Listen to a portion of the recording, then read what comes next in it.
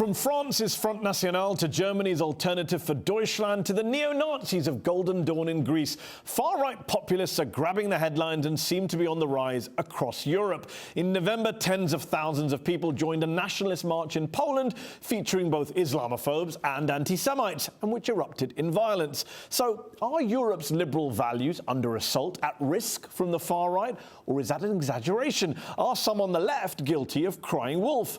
Joining me to discuss this are Sasha polakow-suransky, author of Go Back to Where You Came From, The Backlash Against Immigration and the Fate of Western Democracy, and David Goodhart in London, author of The Road to Somewhere, The Populist Revolt and the Future of Politics. David, Sasha, thanks for joining me on UpFront in the arena.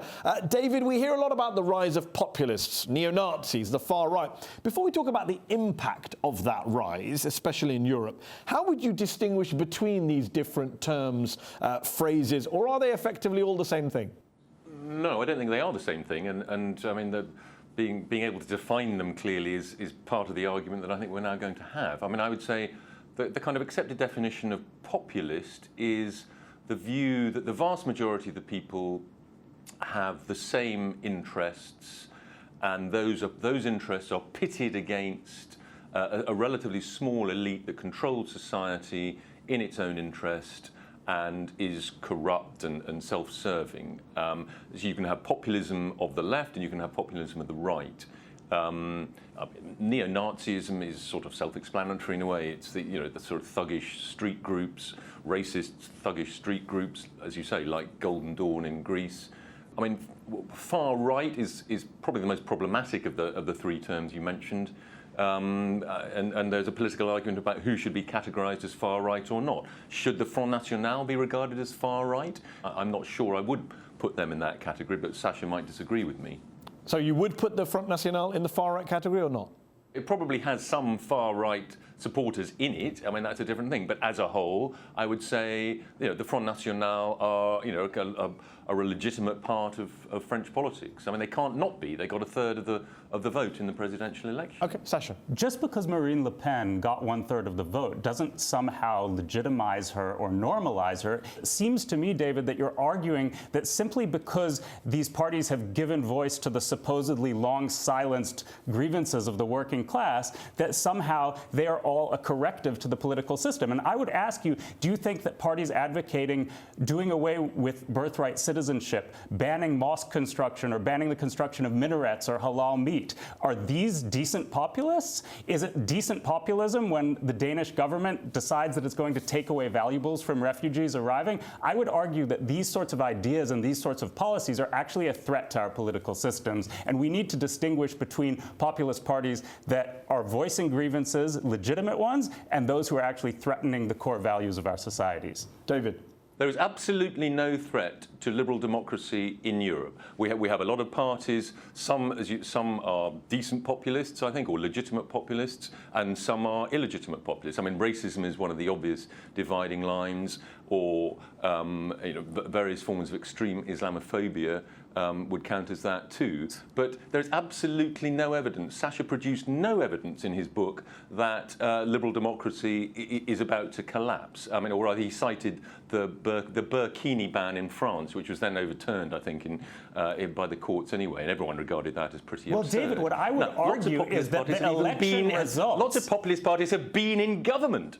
Eh? These election results, the fact that Marine Le Pen won 33% on the platform that she ran on is evidence that some of these values are eroding. I'm not arguing that liberal democracy has disappeared or is disappearing tomorrow. I'm arguing that there's a dangerous trend throughout Europe and we need to pay attention to it. And what I think you're doing in your zeal to embrace your new political tribe in Britain is you're whitewashing a lot of very dangerous parties and dangerous ideas. And that is a problem. You don't have to agree with the populists or want to vote for them, but it is important to distinguish. I think that there are really nasty groups in Europe, and there are groups who you, and perhaps to a lesser extent me, disagree with, but who are part of the legitimate mainstream of politics. But what about the AfD, the Alternative for Deutschland in Germany? A lot of people were worried when a party like that got back into the German parliament, 7 decades on from when we actually saw actual Nazis in the parliament. Obviously, they're not actual neo-Nazis. In a country like Germany, you can't even call people Nazi without there being,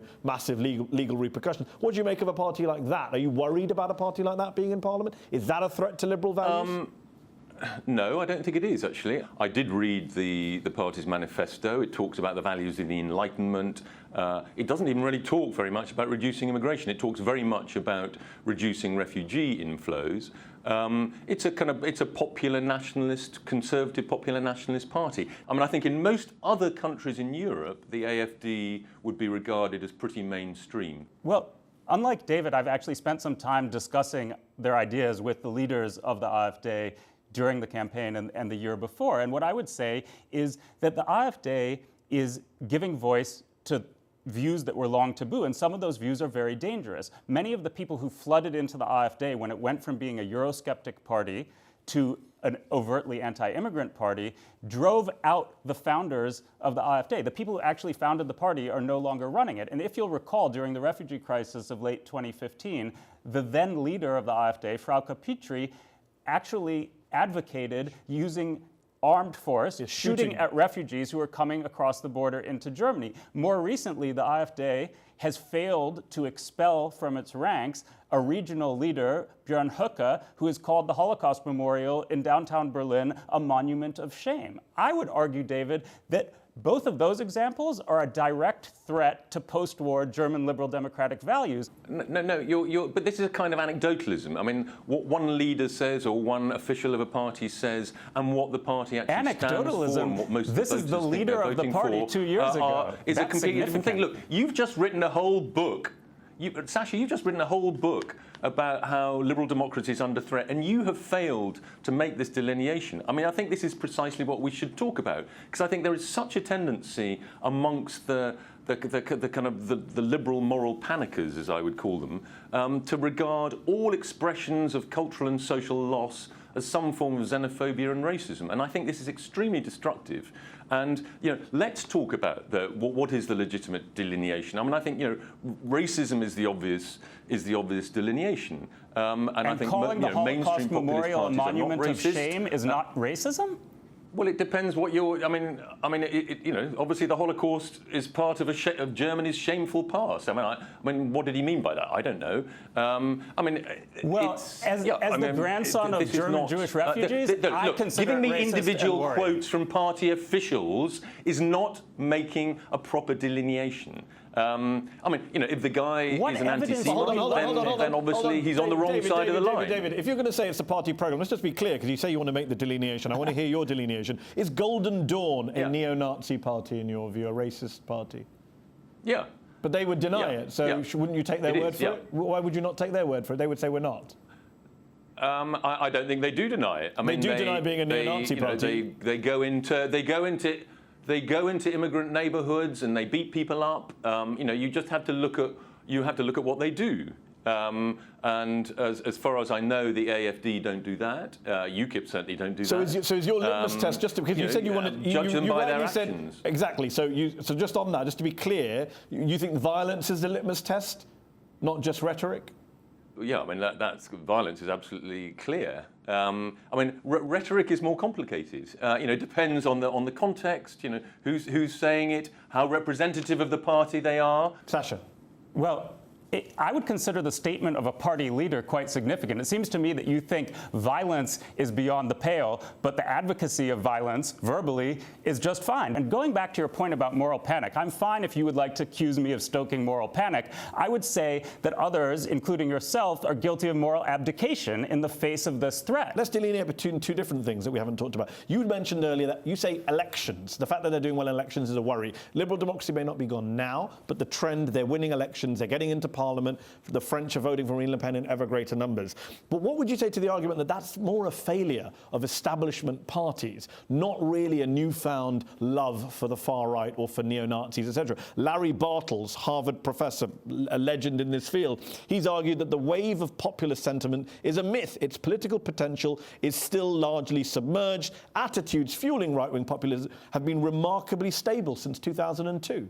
I would argue that there's something new going on. I do agree that the left, the center-left, and the center-right, too, bear a great deal of responsibility. Their political failures and their inability to speak to these voters has led to the rise of these parties. But the other thing that populist parties have done throughout Europe, and especially in countries like Denmark and France, is that they've adopted the rhetoric of the old left. They're going after white working class voters, not just making these cultural arguments about immigrants flooding our societies and taking them over, but they're actually saying, we will protect your welfare state, but for you and no one else. And I think that this is a very conscious effort to combine what was always a nativist position with the economic policies of the old left, and it's proven very effective. I think the idea that we're kind of teetering on the edge of sort of mass pogroms, which if you listen to what Sasha is saying some of the time, that's the impression you get, is just completely wrong and alarmist. And I also think it's very damaging. It's damaging to, if you're a young British Muslim and you listen to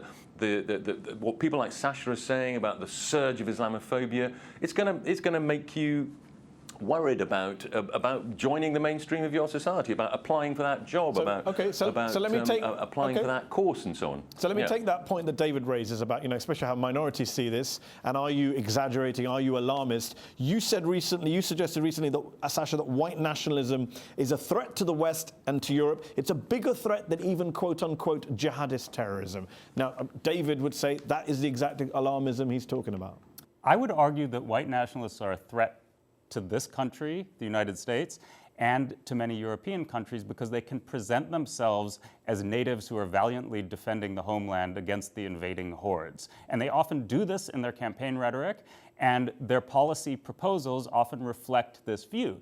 And what I'm arguing when I say that they're a greater political threat than jihadists is that Hizb ut-Tahrir is not going to win power anytime soon in any European country.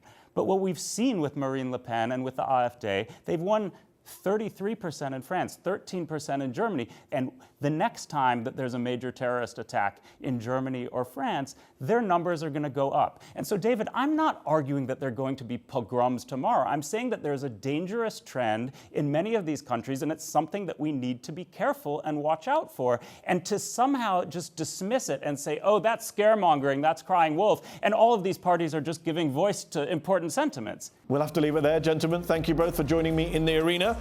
That's our show. Up Front will be back next week.